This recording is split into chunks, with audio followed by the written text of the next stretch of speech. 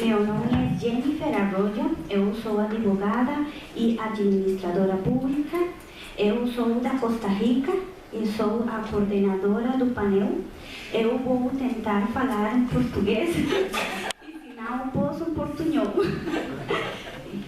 Para nós é um honor poder compartilhar nosso painel com vocês e ficamos muito obrigadas por sua presença. Nosso painel se titula Desafios das ferramentas de participação social para garantir o direito dos cidadãos da América Central e no Brasil a uma boa administração pública.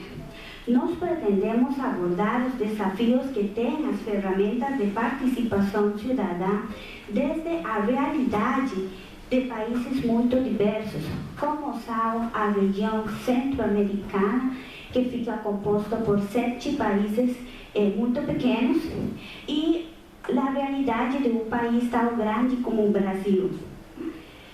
Que mesmo suas diferenças, os países compartem uma preocupação por a efetividade da participação cidadã na consecução do direito a uma boa administração. Agora eu vou apresentar as minhas colegas do painel. A colega Maria Camila Prudencio da Silva, ela é pesquisadora e professora, e seu relatório é sobre as oportunidades e desafios das conferências nacionais de política para as mulheres. Tamara Linsky, ela é gestora de políticas públicas e falará sobre a proposta de gestão participativa da Defensoria Pública do Estado de São Paulo. E, finalmente, a colega Raquel Sobral, ela é pesquisadora e professora e vai falar sobre os mecanismos participativos na construção de políticas para pessoas com deficiência, análise do plano de Berkeley. Elas vão mostrar a realidade do Brasil e sua servidora vai falar sobre a realidade da América Central. Agora nós vamos escutar a colega Maria Camila com sua palestra. Buenas tardes. Nossa. Boa tarde. Meu nome é Maria Camila, como a Jennifer já me apresentou. Nesse momento eu estou fazendo doutorado em Administração Pública e Governo na Fundação Getúlio Vargas de São Paulo.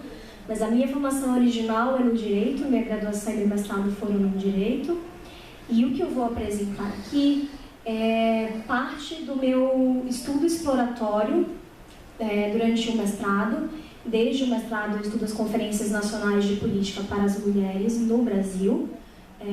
E essa parte do estudo exploratório, quando eu levantei várias informações sobre essa instituição de participação, ela acabou não sendo incorporada na minha dissertação, que teve um foco específico, mas eu achei que eram informações muito ricas e que valeriam a pena ser compartilhadas num evento como esse para a América Latina.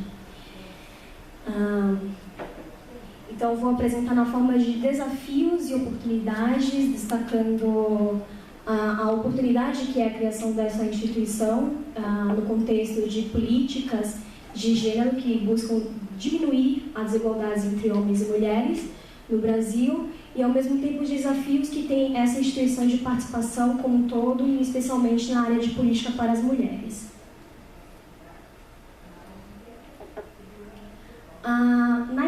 Na introdução, eu estou resgatando algumas inovações constitucionais da Constituição de 1988 do Brasil, que criou e incorporou diversos princípios e instituições de participação cidadã, e também falando que os movimentos e organizações sociais eles conseguiram ampliar esse projeto de formalização da cidadania, de participação cidadã na Constituição, e isso impulsionou a incorporação e criação de diversas instituições de participação no Brasil, como conselhos, conferências, ouvidorias, audiências públicas, fóruns, orçamentos participativos, planos diretores participativos, entre outras que foram criadas e reconfiguradas. Isso há aproximadamente 25 anos atrás. Desde então, diversos cientistas sociais têm se perguntado de que essas instituições têm servido, qual o papel que ela exerce em tudo isso na democracia brasileira, se é possível dizer que outros atores vieram à tona, a cena por meio desses espaços, e se acaso eles provocam mais igualdade, maior acesso, melhor qualidade dos serviços públicos. São muitas perguntas, são perguntas complexas de serem respondidas, diante da diversidade de instituições de participação e mesmo dentro da que eu escolhi estudar, que são conferências, diante das reconfigurações que elas podem ter em distintas áreas. Atualmente ocorrem cerca de 40 áreas governamentais diferentes no Brasil. Então, o presente trabalho ele apresenta, como eu falei, parte desse estudo exploratório para a dissertação, e o meu foco específico é nas conferências e na área de política para as mulheres.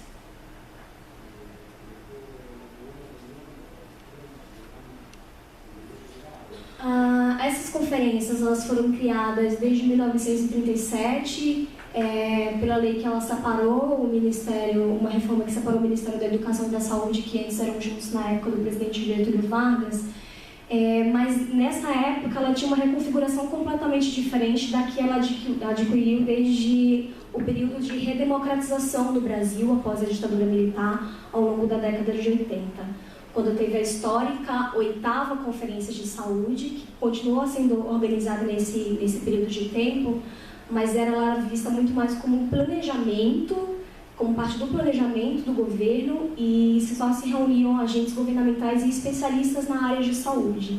Nessa experiência que teve na década de 80, com a 8ª Conferência Nacional de Saúde, foi a primeira vez que usuários do serviço de saúde participaram de um processo como esse, e houve a participação de mais de 4.000 pessoas.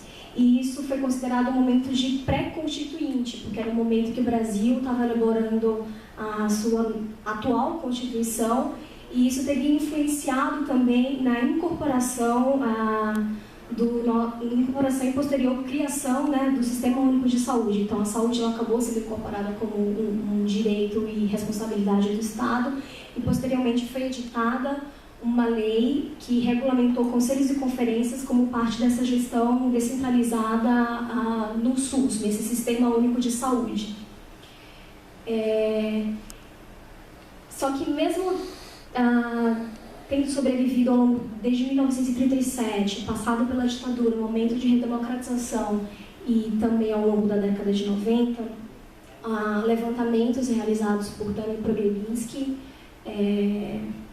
e também Álvaro Santos, no Brasil, mostra que o uso de conferências se intensificou muito desde 2003, que é quando assume o presidente Luiz Inácio Lula da Silva, creio que é bastante conhecido para vocês também. E cerca de 70% de todas as conferências já realizadas foram realizadas desde sua eleição em 2003 até o ano de 2011. Esse aqui é um gráfico de uma publicação do IPEA, que é um importante instituto de pesquisa no Brasil, que mostra que entre 2003 e 2011 foram realizadas 82 conferências. Você não precisa observar que na parte do objetivo delas, cerca de 100% das conferências atípicas, preciso explicar a diferença de conferências típicas e conferências atípicas. Para essa publicação, as conferências atípicas são as conferências que geralmente acontecem em uma fase da política pública e não voltam a se repetir. Então, o Poder Executivo, o Ministério, por exemplo, convoca uma conferência apenas para fazer uma consulta, por exemplo, em um determinado momento, mas ela não se repete. E as típicas são justamente as conferências que voltam a se repetir, como é o caso da Conferência de Mulheres. Elas acontecem em cada 3 ou 4 anos, sempre que vai haver a edição de um novo PPA, que é o nosso plano plurianual, é a nossa principal peça orçamentária que prevê as diretrizes para os próximos 4 anos de governo. Então, boa parte das conferências elas são para agendamento, isso quer dizer que elas são para agendar temas, colocar temas na agenda governamental, trazer novos temas para a discussão do governo. Mas elas também podem ser utilizadas para avaliação da política que o governo está desenvolvendo. Algumas são utilizadas pela participação em si, para trazer novos atores à tona, para discutir essas políticas governamentais. Formulada inicialmente pelo Habermas, sobre diversos procedimentos e regras que guiam o processo e tendem a incorporar, ao menos formalmente, uma diversidade grande de atores. E aqui eu começo a entrar no contexto específico das conferências de mulheres no Brasil, desde a criação da Secretaria Especial de Política para as Mulheres em 2003, e também quando foi criada essa Conferência Nacional. Ela não existe desde o momento da criação em 1937, ela passou a existir também em 2003. Ambos momentos são marcantes porque é justamente a chegada do presidente Lula, do Partido dos Trabalhadores, na presidência da República. Então, até agora, foram realizadas 1, 2, 3 conferências de mulheres, 3 processos de conferência de mulheres, e a próxima será realizada em março de 2016. Essas conferências, elas têm o objetivo de influenciar a formulação de um plano de política para as mulheres, que geralmente também é válido por 3 ou 4 meses. Então, até o presente momento, teve o primeiro plano, o segundo plano e o terceiro plano. E, em tese, esses planos, eles dialogam com a nossa peça orçamentária, com a nossa previsão orçamentária, que chamamos de PPA, a principal. E aqui eu estou dando as datas para vocês.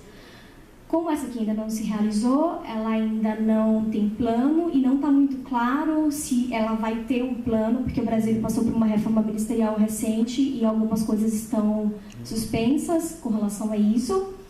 Mas com certeza ela vai continuar existindo o PPA, que é a nossa principal peça orçamentária, como eu disse.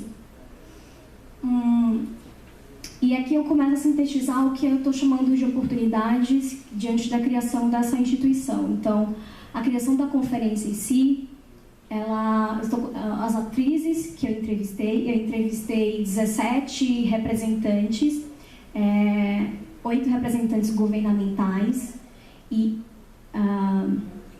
8 representantes governamentais e 9 representantes da sociedade civil, do âmbito local e do âmbito nacional do Brasil, para essa pesquisa, e pedi que elas comentassem sobre diversos tópicos relativos às conferências de mulheres, e disso elas levantaram também os desafios que estou apresentando aqui. Então, a criação da conferência em si, para elas, foi vista como uma oportunidade pela possibilidade de reunir mulheres de diferentes condições e regiões do Brasil.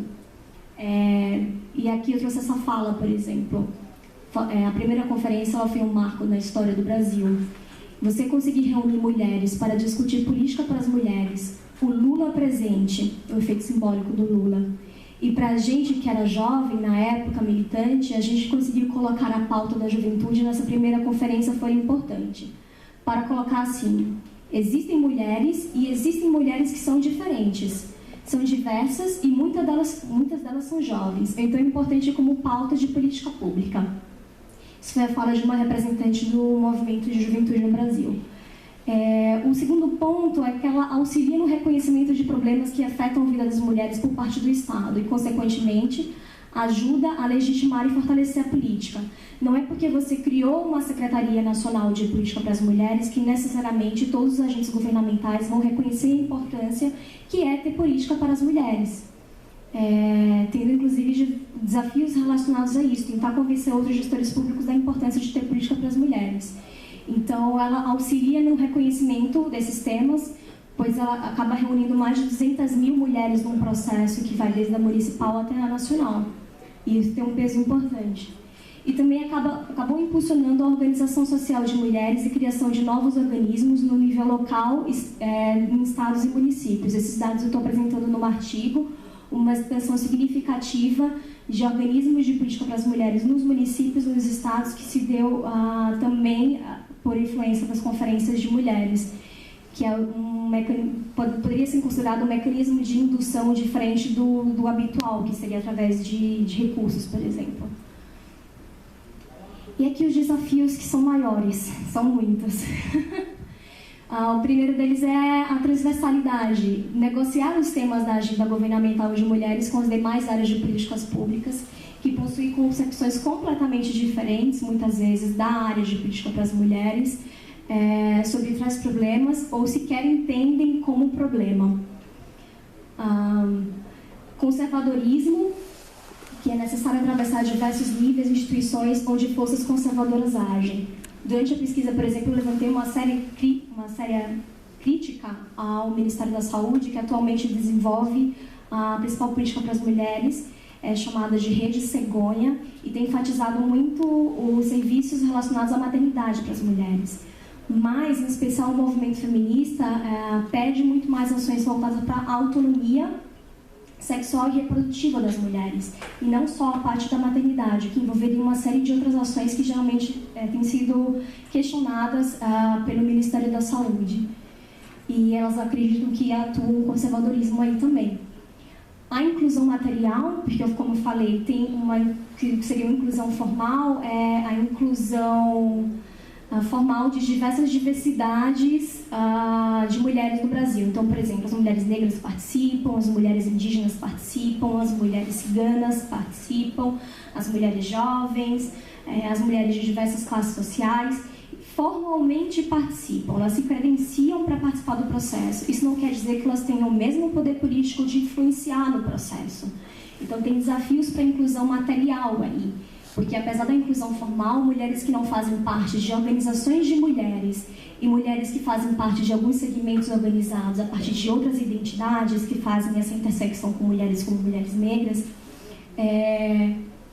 nem sempre elas conseguem se colocar e contribuir com o processo.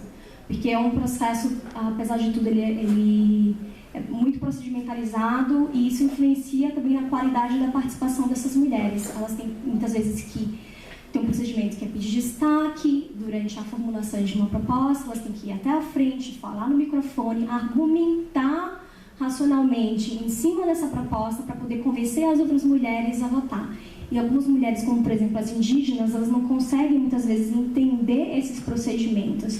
Então, muitas vezes elas acabam fazendo moções ou cartas de repúdio que elas apresentam ao final, mas não necessariamente conseguem fazer com que suas propostas sejam incorporadas no processo.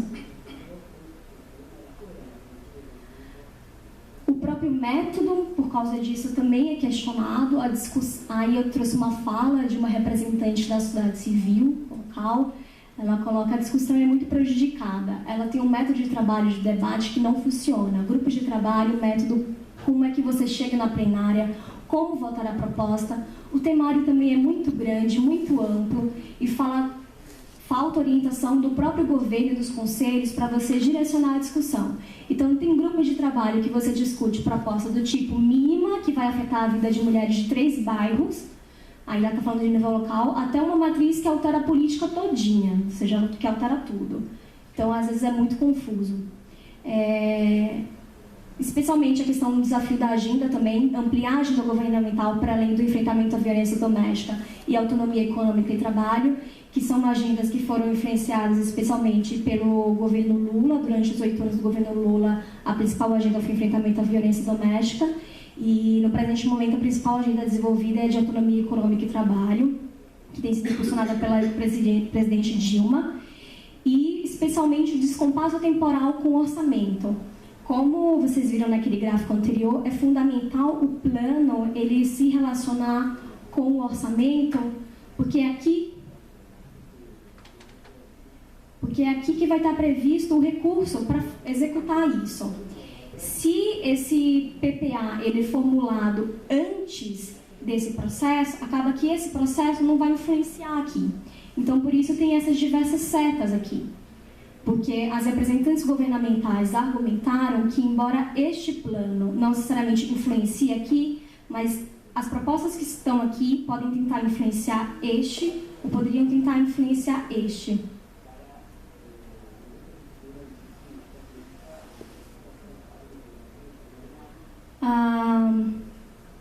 Então, por isso, uma das principais considerações finais desse trabalho é de que essas conferências elas são um processo um processo de participação que, por sua vez, busca a inserção no processo de políticas públicas que está sendo construído. Em sendo um processo, a influência das conferências na política para as mulheres e a própria construção da política é uma ação contínua e gradativa.